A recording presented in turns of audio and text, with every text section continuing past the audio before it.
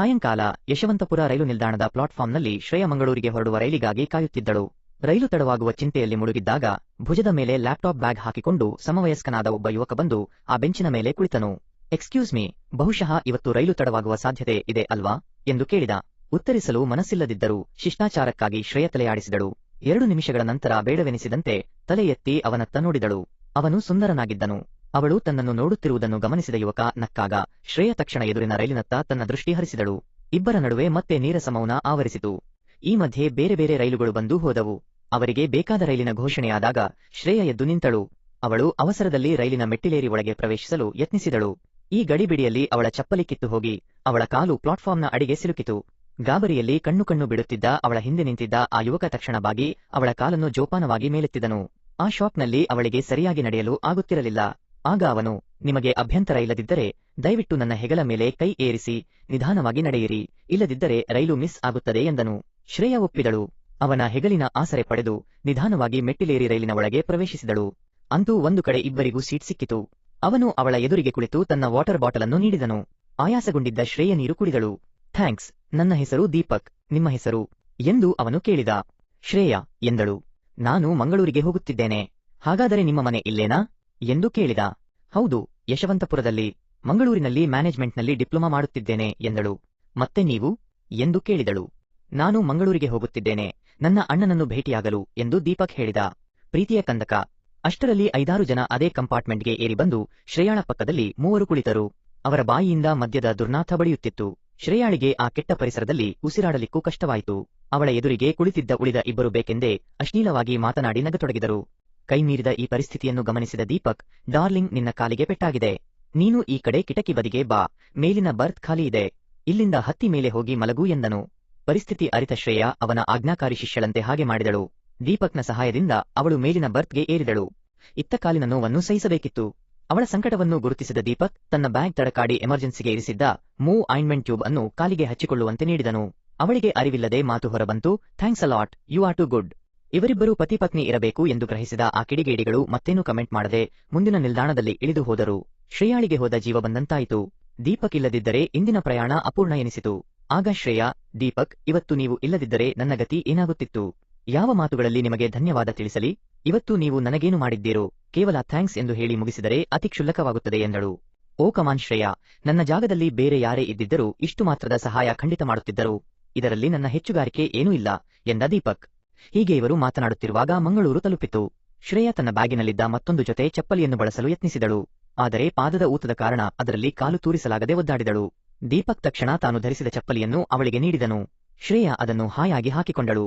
ದೀಪಕ್ ತಾನೇ ಅವಳ ಬ್ಯಾಗನ್ನು ಎತ್ತಿ ಭುಜಕ್ಕೆ ಸೇರಿಸಿ ಅವಳು ರೈಲಿನಿಂದ ಇಳಿಯುವಂತೆ ಮಾಡಿದನು. ನಾನು ಬಂದು ನಿಮ್ಮನ್ನು ಮನೆಯವರೆಗೂ ತಲುಪಿಸಲೇಬೇಕು ಎಂದು ಶ್ರೇಯಾ ಹೇಳಿದಾಗ, ಹೇಗೆ ಹೋಗಲು ಸಾಧ್ಯ? ನಿಮ್ಮ ಕಾಲಿನ ಸ್ಥಿತಿ ಗೊತ್ತಿದೆ ತಾನೇ? ಮೊದಲು ಯಾವುದಾದರೂ ಕ್ಲಿನಿಕ್ನಲ್ಲಿ ತೋರಿಸಿ ಔಷಧಿ ಹಾಕಿಸೋಣ. ನಂತರ ನಾನು ನಿಮ್ಮನ್ನು ಪಿಜಿವರೆಗೂ ತಲುಪಿಸಿ ಆಮೇಲೆ ನನ್ನ ಅಣ್ಣನನ್ನು ಭೇಟಿಯಾಗಲು ಹೋಗುತ್ತೇನೆ. ಇರಿ, ಈಗಲೇ ಒಂದು ಆಟೋ ತರುತ್ತೇನೆ ಎಂದು ದೀಪಕ್ ಹೇಳಿದನು.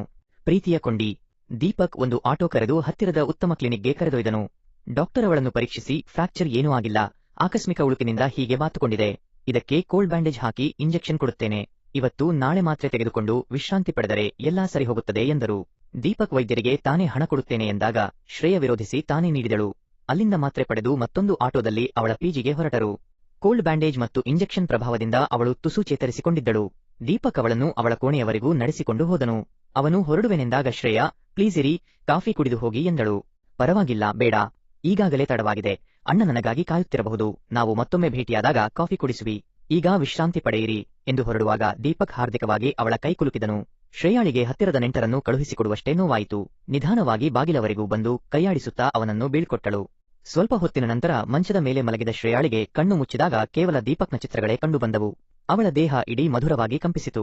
ದೀಪಕ್ ಅಲ್ಲೇ ಕುಳಿತು ತನ್ನ ಬಳಿ ಮಾತನಾಡುತ್ತಾ ಇರಬಾರದೆ ಎಂದು ಅನಿಸಿತು. ಅಷ್ಟರಲ್ಲಿ ಯಾರೋ ಕರೆಗಂಟೆ ಒತ್ತಿದಂತಾಯಿತು. ಅರೆ, ಈ ಸಮಯದಲ್ಲಿ ನನ್ನ ಕೋಣೆಗೆ ಯಾರು ಬಂದಿರಬಹುದು? ನಿಧಾನವಾಗಿ ನಡೆದು ಬಂದು ಬಾಗಿಲು ತೆರೆದಾಗ ಎದುರಿಗೆ ದೀಪಕ್ ನಿಂತಿದ್ದನು. ಓ, ಏನೋ ಮರೆತು ಬಿಟ್ಟಿರಿ ಅನಿಸುತ್ತೆ? ಶ್ರೇಯಾ ಕೇಳಿದಳು. ಹೌದು, ಗಡಿಬಿಡಿಯಲ್ಲಿ ಇಲ್ಲೇ ಮೊಬೈಲ್ ಮರೆತು ಬಿಟ್ಟು ಹೋಗಿದ್ದೆ ಎಂದ ದೀಪಕ್. ಅರೆ, ನಿಮ್ಮ ಚಪ್ಪಲಿ ನಾನೇ ಹಾಕೊಂಡು ಬಂದದ್ದು. ಪಾಪ, ಆಗಿನಿಂದ ನೀವು ಬರಿಗಾಲಲ್ಲಿ ಇದ್ದೀರಿ, ದಯವಿಟ್ಟು ಅದನ್ನು ಹಾಕೊಂಡು ಹೋಗಿ ಎಂದು ಬಲವಂತವಾಗಿ ಅವನನ್ನು ಕೂರಿಸಿ ಒಳಗೆ ಹೋದಳು. ಹಾಲು ಬಿಸಿ ಮಾಡಿ 2 ಕಪ್ ಕಾಫಿ ಮಾಡಿ ತಂದಳು. ಅವನ ಕೈಗೆ ಕಾಫಿ ಕಪ್ ಕೊಟ್ಟು ಎದುರಿಗೆ ಮಂಚದ ಮೇಲೆ ಕುಳಿತ ಶ್ರೇಯಾ ಒರನೋಟದಿಂದ ಅವನನ್ನೇ ಗಮನಿಸತೊಡಗಿದಳು. ದೀಪಕ್ ತಾನು ಬರುವುದು ಇನ್ನೂ ಸ್ವಲ್ಪ ತಡವಾಗಬಹುದು ಎಂದು ಅಣ್ಣನಿಗೆ ಫೋನಿನಲ್ಲಿ ಹೇಳುತ್ತಿದ್ದ. ಕಾಫಿ ಕೊಡುವಾಗ ಆಕಸ್ಮಿಕವಾಗಿ ಇಬ್ಬರ ಕೈಬೆರಳುಗಳು ಸ್ಪರ್ಶಿಸಿದವು. ಅವಳಿಗೆ ಮೈಯೆಲ್ಲ ರೋಮಾಂಚನ ಎನಿಸಿತು. ಇಬ್ಬರೂ ಮೌನವಾಗಿ ಕಾಫಿ ಕುಡಿಯತೊಡಗಿದರು. ಕಾಫಿ ಮುಗಿಸಿ ಹೊರಡಲು ಎದ್ದ ದೀಪಕ್ ಅವಳನ್ನು ಕೇಳಿದನು. ಶ್ರೇಯಾ, ನನಗೆ ನಿಮ್ಮ ಫೋನ್ ನಂಬರ್ ಕೊಡುತ್ತೀರಾ? ಇದೇ ವಾಟ್ಸಾಪ್ ನಂಬರ್ ಅಲ್ವೇ ಎಂದನು. ಅವನು ಅಪರಿಚಿತನಲ್ಲ, ಎಷ್ಟೋ ದಿನಗಳ ಪರಿಚಿತ ಎಂಬಂತೆ ಅವಳಿಗೆ ವಿಶ್ವಾಸ ಮೂಡಿತು. ನಿರಾಯಾಸವಾಗಿ ತನ್ನ ನಂಬರ್ ನೀಡಿದಳು. ತಕ್ಷಣ ಮಿಸ್ಡ್ ಕಾಲ್ ನೀಡಿ ತನ್ನ ನಂಬರ್ ಸೇವ್ ಮಾಡಿಕೊಳ್ಳುವಂತೆ ತಿಳಿಸಿದ. ಬಾಯ್ ಹೇಳಿ ದೀಪಕ್ ಹೊರಟು ಬಿಟ್ಟನು. ಮರಳಿ ಬಂದು ಮಲಗಿದ ಶ್ರೇಯಾಳಿಗೆ ಮನಸ್ಸೇಕೋ ಶೂನ್ಯವೆನಿಸಿತು. ಆ ದಿನ ಊಟ ಮಾಡಲಿಕ್ಕೂ ಮನಸ್ಸು ಬರಲಿಲ್ಲ. ಪಿಜಿಯಲ್ಲಿ ಅವಳಿಗೆ ಊಟ ನೀಡಿದ್ದ ಆಂಟಿ ಕ್ಯಾಂಟೀನ್ ನಡೆಸುತ್ತಿದ್ದರು.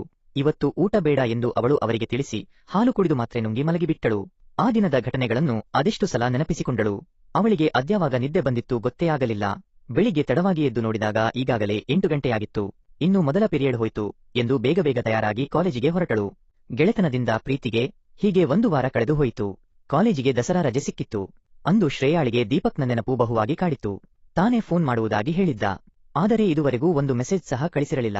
ತಾನೇ ಫೋನ್ ಮಾಡಲೇ ಎಂದು ಎನಿಸಿತು. ಬೇಡ, ಏನು ಅಂದುಕೊಳ್ಳುತ್ತಾನೋ ಏನೋ. ಆ ಆಲೋಚನೆಯಲ್ಲಿಯೇ ಮನೆಗೆ ಹೊರಡಲು ರೆಡಿಯಾಗುತ್ತಿದ್ದಳು. ಮತ್ತೆ ದೀಪಕ್ ನೆನಪಾದಾಗ ಇದ್ದಕ್ಕಿದ್ದಂತೆ ಫೋನ್ ಮೊಳಗಿತು. ನೋಡಿದರೆ ದೀಪಕ್ ಫೋನ್ ಮಾಡಿದ್ದ. ಕಂಪಿಸುವ ಧ್ವನಿಯಲ್ಲಿ ಹಲೋ ಎಂದಳು. ಹೇಗಿದ್ದೀರಿ ಶ್ರೇಯಾ? ನಾನು ಚೆನ್ನಾಗಿದ್ದೇನೆ, ನೀವು ಹೇಗಿದ್ದೀರಿ ಎಂದು ಅವನು ಕೇಳಿದ. ಇದುವರೆಗೆ ಫೋನ್ ಮೆಸೇಜ್ ಏನೂ ಇರಲಿಲ್ಲ ಎಂದು ಕೇಳಿದಳು. ನಾನು ಅಣ್ಣನ ಜೊತೆ ಬ್ಯೂಸಿನೆಸ್ ವಿಷಯವಾಗಿ ಸ್ವಲ್ಪ ಬ್ಯೂಸಿ ಆಗಿದ್ದೆ. ನಮ್ಮದು ಜ್ಯುವೆಲರಿ ಅಂಗಡಿ ಇದೆ, ಅದರ ಸಲುವಾಗಿ ಪರ್ಚೇಸಿಂಗ್ಗಾಗಿ ಕೋಲ್ಕತ್ತಾಗೆ ಹೋಗಿದ್ದೆ. ನೀವು ಇನ್ನೂ ಬೆಂಗಳೂರಿಗೆ ವಾಪಸ್ ಹೊರಟಿಲ್ಲ ತಾನೆ ಎಂದು ಕೇಳಿದ. ಇಲ್ಲ, ದಸರಾ ರಜೆ ಇದೆ, ಮನೆಗೆ ಹೋಗಬೇಕು ಅಂತ ಹೊರಡುತ್ತಿದ್ದೇನೆ ಎಂದಳು. ನಾನೀಗಲೇ ರೈಲ್ವೆ ಸ್ಟೇಷನ್ಗೆ ಬರುತ್ತೇನೆ, ರೆಡಿಯಾಗಿರಿ ಎಂದ. ಶ್ರೇಯಾಳಿಗೆ ಸಂತೋಷದಿಂದ ಹಾರಾಡುವಂತಾಯಿತು. ತಕ್ಷಣ ವಾಶ್ರೂಮ್ಗೆ ಹೋಗಿ ತನ್ನ ಮೇಕಪ್ ಸರಿಪಡಿಸಿಕೊಂಡು ತಲೆ ಬಾಚಿಕೊಂಡು ರೆಡಿಯಾದಳು. ಅವಳ ಬಳಿ ಬಹಳ ದಿನಗಳಿಂದ ಬಳಸದ ಇಯರಿಂಗ್ಸ್ ಇತ್ತು, ಅದನ್ನು ತೆಗೆದು ಧರಿಸಿದಳು. ಇಂದು ಅವಳು ಆ ಗೆಟಪ್ನಲ್ಲಿ ಆಕರ್ಷಕವಾಗಿ ಕಾಣಿಸುತ್ತಿದ್ದಳು. ಅವಳು ಸ್ಟೇಷನ್ ಹೊರಗೆ ಬಂದು ನೋಡಿದಾಗ ಬೈಕ್ ಮೇಲೆ ಬಂದು ಇಳಿದ ದೀಪಕ್ ಅವಳತ್ತ ಕೈಬೀಸಿದನು. ಅಚ್ಚಬಿಳಿ ಪ್ಯಾಂಟ್, ನೀಲಿ ಶರ್ಟ್ನಲ್ಲಿ ಅವನು ಆಕರ್ಷಕನಾಗಿದ್ದನು. ಸಂಮೋಹಿತಳಾಗಿ ಅವಳು ಬೈಕ್ ಏರಿ ಕುಳಿತಳು. ಇವತ್ತು ನೀವು ಬಹಳ ಕ್ಯೂಟ್ ಆಗಿ ಕಾಣುತ್ತಿದ್ದೀರಿ ಎಂದು ದೀಪಕ್ ಹೇಳಿದ. ಇದನ್ನು ಕೇಳಿ ಪುಳಕಿತಳಾದ ಶ್ರೇಯಾ, ನಾವು ಈಗ ಎಲ್ಲಿಗೆ ಹೊರಟಿದ್ದೇವೆ ಎಂದಳು. ಎಲ್ಲಾದರೂ ದೂರದ ಉತ್ತಮ ರೆಸ್ಟೋರೆಂಟ್ಗೆ, ಅಲ್ಲಿ ಕುಳಿತು ನಿಧಾನವಾಗಿ ಮಾತನಾಡೋಣ ಎಂದ. ಶ್ರೇಯಾಳ ದುಪ್ಪಟ್ಟ ಗಾಳಿಯ ರಭಸಕ್ಕೆ ಹಾರಿ ಅವನ ಮುಖಕ್ಕೆ ಬಡಿಯುತ್ತಿತ್ತು. ಅದರ ಸುಗಂಧಕ್ಕೆ ಅವನು ಮಾರುಹೋದನು. ಶ್ರೇಯಾ ತನ್ನ ದುಪ್ಪಟ್ಟ ಸರಿಪಡಿಸಿಕೊಂಡು, ದೀಪಕ್, ಒಂದು ಮಾತು ಹೇಳಬೇಕು. ಯಾರೋ ಆಗಿನಿಂದ ನಮ್ಮನ್ನು ಫಾಲೋ ಮಾಡುತ್ತಿದ್ದಾರೆ. ಬಹಳ ಹೊತ್ತಿನಿಂದ ಆ ಗಾಡಿ ನಮ್ಮ ಬೈಕನ್ನೇ ಹಿಂಬಾಲಿಸಿಕೊಂಡು ಬರುತ್ತಿದೆ ಎಂದಳು. ನಿಮಗೆಲ್ಲೋ ಭ್ರಮೆ ಅಷ್ಟೇ, ಅವರು ಇದೇ ರೂಟ್ನಲ್ಲಿ ಹೋಗುತ್ತಿರಬೇಕು ಅಷ್ಟೇ ಎಂದ ದೀಪಕ್. ಈ ರೂಟ್ನಲ್ಲಿ ಹೋಗಬೇಕು ಅಂದರೆ ನಮ್ಮ ಗಾಡಿಯನ್ನೇ ಯಾಕೆ ಹಿಂಬಾಲಿಸಬೇಕು? ನಮ್ಮ ಮುಂದೆ ಹಾದು ಹೋಗಬಹುದಿತ್ತಲ್ಲ ಎಂದು ಕೇಳಿದಳು. ಇಷ್ಟಕ್ಕೆಲ್ಲ ಅಷ್ಟೊಂದು ಡೌಟ್ ಬೇಡ, ನಡೆಯಿರಿ, ನಮಗೆ ಬೇಕಾದ ರೆಸ್ಟೋರೆಂಟ್ ಬಂದೇ ಬಿಟ್ಟಿತು. ನೀವು ಟೇಬಲ್ ನಂಬರ್ 4 ಬಳಿ ಕುಳಿತಿರಿ, ನಾನೀಗಲೇ ಈ ಬೈಕ್ ಪಾರ್ಕ್ ಮಾಡಿ ಬರುತ್ತೇನೆ ಎಂದು ಹೇಳಿದ. ಶ್ರೇಯಾ ಒಳಗೆ ಹೋದಳು. ದೀಪಕ್ ಬೇಗ ಬಂದು ಅವಳನ್ನು ಸೇರಿಕೊಂಡ. ಏನು ತಗೋತೀರಿ? ಖಂಡಿತ ಸಂಕೋಚ ಬೇಡ, ಇನ್ನು ಮುಂದೆ ನಾವು ಹೀಗೆ ಮೀಟ್ ಮಾಡುತ್ತಾ ಇರೋಣ ಎಂದ. ಅದೇನೂ ಪರವಾಗಿಲ್ಲ, ಇವತ್ತು ಏನು ಬೇಡ, ನೀವೇ ಏನಾದರೂ ಆರ್ಡರ್ ಮಾಡಿ ಎಂದಳು. ಮಾಣಿಯನ್ನು ಕರೆದು 2 ಸಮೋಸ 2 ಕಾಫಿ ಬೇಗ ತರುವಂತೆ ಹೇಳಿದ. ಸ್ವಲ್ಪ ಹೊತ್ತಿಗೆ ಆರ್ಡರ್ ಬಂತು. ತಿಂಡಿ ಕಾಫಿ ಮುಗಿಸಿದ ಮೇಲೆ ವಾಚ್ ನೋಡಿದ ಶ್ರೇಯಾ, ನಾನೀಗ ಹೊರಡಬೇಕು, 4 ಗಂಟೆ ರೈಲು ಮಿಸ್ ಆಗಿಬಿಡುತ್ತೆ ಎಂದಳು. ಸರಿ, ನಿಮ್ಮನ್ನು ಈಗಲೇ ಸ್ಟೇಷನ್ಗೆ ಡ್ರಾಪ್ ಮಾಡಿ ನಾನು ಸ್ಟೋರ್ ಕಡೆ ಹೊರಡುತ್ತೇನೆ, ಒಂದು ಅರ್ಜೆಂಟ್ ಮೀಟಿಂಗ್ ಇದೆ ಎಂದ ದೀಪಕ್ ಶ್ರೇಯಾಳನ್ನು ಮಂಗಳೂರು ಸ್ಟೇಷನ್ ತಲುಪಿಸಿ ತನ್ನ ಜ್ಯುವೆಲರಿ ಸ್ಟೋರ್ ಕಡೆ ಹೊರಟ. ಅಣ್ಣನ ಕ್ಯಾಬಿನ್ಗೆ ಹೋದಾಗ ಅರುಣ ಹುಬ್ಬುಗಂಟಿ ಕೆರೆಗುತ್ತಿದ್ದ. ಎಲ್ಲಿಗೆ ಹೋಗಿದ್ದೆ ದೀಪಕ್? ಆಗಿನಿಂದ ಕ್ಲೈಂಟ್ ನಿನ್ನ ಅಡ್ವರ್ಟೈಸ್ಗಾಗಿ ಕಾಯುತ್ತಿದ್ದರು. ನೀನು ಯಾರ ಜೊತೆ ಎಲ್ಲೆಲ್ಲಿ ಅಲೆಯುತ್ತಿದ್ದೆ? ನನಗೆ ಎಲ್ಲವೂ ಸ್ಪಷ್ಟವಾಗಿ ಗೊತ್ತಾಗಬೇಕು.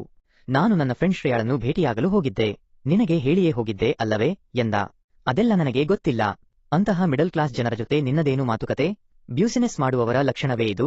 ಇರಲಿ, ಈಗ ನನಗೆ ಹೆಚ್ಚಿಗೆ ಕೋಪ ತರಿಸಬೇಡ, ಮನೆಗೆ ಹೊರಡು, ಕ್ಲೈಂಟ್ ಜೊತೆ ಮಾತನಾಡಿ ಹೊಸ ಮೀಟಿಂಗ್ ಫಿಕ್ಸ್ ಮಾಡಿಸು ಎಂದನು ಅರುಣ. ಸರಿ ಅಣ್ಣ ಎಂದು ದೀಪಕ್ನ ಮಾತಿನಲ್ಲಿ ಬೇಸರ ಇಣುಕಿತು. ಹೀಗೆ ಶ್ರೇಯಾ ಮತ್ತು ದೀಪಕ್ನ ಗೆಳೆತನ ಬೆಳೆದು 6 ತಿಂಗಳಾಯಿತು. ಅವಳಿಗೆ ಕಾಲೇಜಿಗೆ ಬಿಡುವಿದ್ದಾಗಲೆಲ್ಲ ತಪ್ಪದೆ ಇಬ್ಬರು ದೂರದ ರೆಸ್ಟೋರೆಂಟ್ಗಳಿಗೆ ಲಾಂಗ್ ಡ್ರೈವ್ಗೆ ಹೊರಡುತ್ತಿದ್ದರು. ಈಗಂತೂ ಇಬ್ಬರೂ ಬಹಳ ಕ್ಲೋಸ್ ಆಗಿದ್ದರು. ಹೀಗೆ ಒಂದು ಸಲ ಮಂಗಳೂರಿನ ಒಂದು ರೆಸಾರ್ಟ್ಗೆ ಹೊರಟಿದ್ದರು. ಅರುಣನ ಪಾಪ ಪ್ರಜ್ಞೆ. ಆಗ ಇದ್ದಕ್ಕಿದ್ದಂತೆ ಯಮದೂತರಂತೆ ಒಂದು ಬೈಕ್ ಅವರ ಪಕ್ಕಕ್ಕೆ ಬಂದು ಅದರಲ್ಲಿದ್ದ 3ರಲ್ಲಿ ಒಬ್ಬ ಇವರತ್ತ ಗುಂಡು ಹಾರಿಸಿದನು. ಅದು ಶ್ರೇಯಾಳನ್ನು ಹಾದು ದೀಪಕ್ನ ತೋಳಿಗೆ ಬಡಿಯಿತು. ಕ್ಷಣ ಮಾತ್ರದಲ್ಲಿ ಆ ದುಷ್ಕರ್ಮಿಗಳು ಕಣ್ಮರೆಯಾಗಿದ್ದರು. ಈ ಆಕಸ್ಮಿಕ ಶಾಕ್ನಿಂದ ಶ್ರೇಯಾ ಮೂರ್ಛೆ ಹೋಗುವಂತಾಯಿತು. ತಕ್ಷಣ ದೀಪಕ್, ಸ್ಟಾಪ್ ದ ಬೈಕ್ ಎಂದು ಕಿರುಚಿದಳು. ದೀಪಕ್ ತಕ್ಷಣ ಬೈಕನ್ನು ಬದಿಯಲ್ಲಿ ನಿಲ್ಲಿಸಿದನು. ಅವನ ತೋಳಿನಿಂದ ರಕ್ತಧಾರೆಯಾಗಿ ಹರಿಯುತ್ತಿತ್ತು. ಶ್ರೇಯಾಳಿಗೆ ಗಾಬರಿಯಲ್ಲಿ ಏನೂ ತೋಚಲಿಲ್ಲ. ತಕ್ಷಣ ಅವನನ್ನು ರಸ್ತೆ ಬದಿಯ ಕಲ್ಲಿನ ಮೇಲೆ ಕೂರಿಸಿ ತನ್ನ ದುಪ್ಪಟ್ಟಾದ ಅಂಚು ಹರಿದು ರಕ್ತ ಸೋರದಂತೆ ಗಾಯಕ್ಕೆ ಬಿಗಿಯಾಗಿ ಪಟ್ಟಿ ಕಟ್ಟಿದಳು. ಅವಳು ರಸ್ತೆ ಬದಿಯಲ್ಲಿ ನಿಂತು ಸಹಾಯಕ್ಕಾಗಿ ಕಾರುಗಳನ್ನು ನಿಲ್ಲಿಸುವಂತೆ ಕೈಚಾಚುತ್ತಿದ್ದಳು. ಆದರೆ ಕಲ್ಲು ಮನಸ್ಸಿನ ಆ ಕಾರಿನ ಜನ ಒಬ್ಬರೂ ನಿಲ್ಲಿಸಲಿಲ್ಲ. ತಕ್ಷಣ ಏನನ್ನು ನೆನಪಿಸಿಕೊಂಡು ಸಹಾಯಕ್ಕಾಗಿ 100 ನಂಬರ್ಗೆ ಫೋನ್ ಮಾಡಿದಳು. ತಕ್ಷಣ ಪೊಲೀಸರ ಗಾಡಿ ಅಲ್ಲಿಗೆ ಧಾವಿಸಿತು. ಅವರ ನೆರವಿನಿಂದ ಶ್ರೇಯಾ ದೀಪಕ್ನನ್ನು ಹತ್ತಿರದ ಆಸ್ಪತ್ರೆಗೆ ಅಡ್ಮಿಟ್ ಮಾಡಿದಳು. ದೀಪಕ್ನಿಂದ ನಂಬರ್ ಪಡೆದು ಅರುಣ್ಗೆ ಫೋನ್ ಮಾಡಿ ವಿಷಯ ತಿಳಿಸಿದಳು. ಅವನನ್ನು ಪರೀಕ್ಷಿಸಿದ ವೈದ್ಯರು, ಬಹಳ ರಕ್ತ ಹರಿದು ಹೋಗಿದೆ, ತಕ್ಷಣ ರಕ್ತ ಕೊಡಬೇಕು ಎಂದರು. ತಕ್ಷಣ ಶ್ರೇಯಾ ತಾನು ರಕ್ತದಾನ ಮಾಡುವುದಾಗಿ ಹೇಳಿದಳು. ಹಿಂದೆ ಕಾಲೇಜಿನಲ್ಲಿ ಹೀಗೆ ತುರ್ತಾಗಿ ಯಾರಿಗೂ ರಕ್ತ ನೀಡಿದಳು. ವೈದ್ಯರು ಬ್ಲಡ್ ಗ್ರೂಪ್ ಪರೀಕ್ಷಿಸಿ ಇಬ್ಬರದ್ದು ಹೊಂದುತ್ತದೆ ಎಂದಾಗ ಸಮಾಧಾನದ ನಿಟ್ಟುಸಿರಿಟ್ಟಳು. ವೈದ್ಯರು ರಕ್ತ ಡ್ರಾ ಮಾಡಿಕೊಂಡರು. ಅಷ್ಟೊತ್ತಿಗೆ ದೀಪಕ್ನ ಅಣ್ಣ ಅರುಣ ಅಲ್ಲಿಗೆ ಧಾವಿಸಿದ್ದ. ಡಾಕ್ಟರ್, ಹೇಗಾದರೂ ನನ್ನ ತಮ್ಮನ ಪ್ರಾಣ ಉಳಿಸಿ, ಎಷ್ಟಾದರೂ ಖರ್ಚಾಗಲಿ ಚಿಂತೆಯಿಲ್ಲ ಎಂದು ಪ್ರಾರ್ಥಿಸಿದ. ಹಣ ಈಗ ಮುಖ್ಯವಲ್ಲ. ಆಪತ್ಕಾಲಕ್ಕೆ ತನ್ನ ರಕ್ತ ನೀಡಿ ಈ ಹುಡುಗಿ ನಿಮ್ಮ ತಮ್ಮನ ಜೀವ ಉಳಿಸಿದ್ದಾಳೆ. ಮೊದಲು ಅವಳಿಗೆ ಥ್ಯಾಂಕ್ಸ್ ಹೇಳಿ ಎಂದರು ಡಾಕ್ಟರ್. ಅವನು ಮೌನವಾಗಿ ಶ್ರೇಯಾಳ ಕಡೆ ತಿರುಗಿ ಕೈಮುಗಿದು ಬಿಟ್ಟ. ಶ್ರೇಯಾ ತಾನೇ ಅವನಿಗೆ ಧೈರ್ಯ ತುಂಬಿದಳು. ಅರುಣನ ಕಣ್ಣುಗಳಿಂದ ಕಂಬನಿ ಮಿಡಿಯಿತು. ದೀಪಕ್, ನನ್ನನ್ನು ಕ್ಷಮಿಸಿಬಿಡು. ಯಾರೋ ಸಾಧಾರಣ ಮಧ್ಯಮ ವರ್ಗದ ಹುಡುಗಿಯ ಪ್ರೇಮದ ಬಲೆಗೆ ಬಿದ್ದು ನೀನು ಹಾಳಾದೆ ಎಂದು ನಾನು ಅಂಜಿದ್ದೆ. ಹಣದ ಮದ ನನ್ನನ್ನು ಕುರುಡಾಗಿಸಿತ್ತು. ಈ ಬಡ ಹುಡುಗಿ ನಿನ್ನ ಜೀವನದಿಂದ ದೂರವಾಗಿ ಹೋಗಲಿ ಎಂದು ನಾನೇನೋ ದುಷ್ಟಕುತಂತ್ರ ಹೂಡಿದ್ದೆ. ಅದು ನನ್ನ ತಮ್ಮನ ಜೀವಕ್ಕೆ ಮುಳುವಾಗುತ್ತದೆ ಎಂದು ಯೋಚಿಸಲಿಲ್ಲ. ಆದರೆ ನಾವು ಅಂದುಕೊಳ್ಳುವುದಕ್ಕಿಂತ ಬೇರೆ ರೀತಿ ನಡೆದು ಹೋಗುತ್ತದೆ ದೀಪಕ್. ನೀನು ಯಾವುದೋ ಸಾಧಾರಣ ಬಡ ಹುಡುಗಿಯನ್ನು ಪ್ರೇಮಿಸಿದೆ ಎಂದು ಅವಳನ್ನು ದೂರ ಮಾಡಲು ಯೋಚಿಸಿದರೆ ಅದು ನಿನ್ನ ಪ್ರಾಣಕ್ಕೆ ಮುಳುವಾಯಿತು. ಶ್ರೇಯಾ, ದಯವಿಟ್ಟು ನನ್ನನ್ನು ಕ್ಷಮಿಸಿಬಿಡು. ನೀನು ನಿನ್ನ ಪ್ರಾಣಕ್ಕಿಂತ ಹೆಚ್ಚಾಗಿ ನನ್ನ ತಮ್ಮನನ್ನು ಪ್ರೀತಿಸಿ ರಕ್ತ ಕೊಟ್ಟು ಅವನ ಜೀವ ಉಳಿಸಿದೆ. ನಿನಗೆ ಎಷ್ಟು ಕೃತಜ್ಞತೆ ಸಲ್ಲಿಸಿದರೂ ಕಡಿಮೆಯೇ. ದೀಪಕ್ ಚೇತರಿಸಿಕೊಂಡು ಮನೆಗೆ ಬರಲಿ. ಮರುದಿನವೇ ನಿನ್ನನ್ನು ಹೆಣ್ಣು ಕೇಳಲು ನಿಮ್ಮ ಊರಿಗೆ ಬಂದು ನಿಮ್ಮ ತಾಯಿ ತಂದೆಯರನ್ನು ಭೇಟಿಯಾಗುತ್ತೇವೆ. ಆದಷ್ಟು ಬೇಗ ನಿಮ್ಮಿಬ್ಬರ ಮದುವೆ ಮಾಡಿಸೋಣ ಎಂದು ಮತ್ತೆ ಶ್ರೇಯಾಳ ಕ್ಷಮೆ ಕೋರಿದ. ಅವನು ವೈದ್ಯರ ಬಳಿ ಹೆಚ್ಚಿನ ವಿವರ ಕೇಳಲು ಹೋದಾಗ ಪಕ್ಕದಲ್ಲೇ ಮಲಗಿದ್ದ ಶ್ರೇಯಾಳನ್ನು ಕಂಡು ದೀಪಕ್ ತುಂಟನಾಗಿ ನಕ್ಕ. ಇಬ್ಬರಿಗೂ ಮುಖದಲ್ಲಿ ಮಂದಹಾಸ ಮಿಂಚಿತು. ಶ್ರೇಯಾ, ಈ ಸಹಪ್ರಯಾಣಿಕನನ್ನು ನಿನ್ನ ಬಾಳ ಸಂಗಾತಿಯಾಗಿಸಿಕೊಳ್ಳಲು ಸಿದ್ಧವೇ? ದೀಪಕ್ನ ಪ್ರಶ್ನೆಗೆ ಶ್ರೇಯಾ ನಿಧಾನವಾಗಿ ಎದ್ದು ಬಂದು ಪ್ರೀತಿಯಿಂದ ಅವನ ಹಣೆಗೆ ಚುಂಬಿಸಿದಳು. 2 ಯುವ ಹೃದಯಗಳು ಒಂದಾಗಿದ್ದವು. ಈ ಕಥೆ ನಿಮಗೆ ಇಷ್ಟ ಆಗಿದೆ ಎಂದು ಅಂದುಕೊಂಡಿದ್ದೇನೆ. ಇಷ್ಟ ಆಗಿದ್ದರೆ ವಿಡಿಯೋಗೆ ಒಂದು ಲೈಕ್ ಕೊಡಿ ಹಾಗೂ ಪ್ಲೀಸ್ ಸಬ್ಸ್ಕ್ರೈಬ್ ಕೂಡ ಮಾಡಿಕೊಳ್ಳಿ. ಧನ್ಯವಾದಗಳು.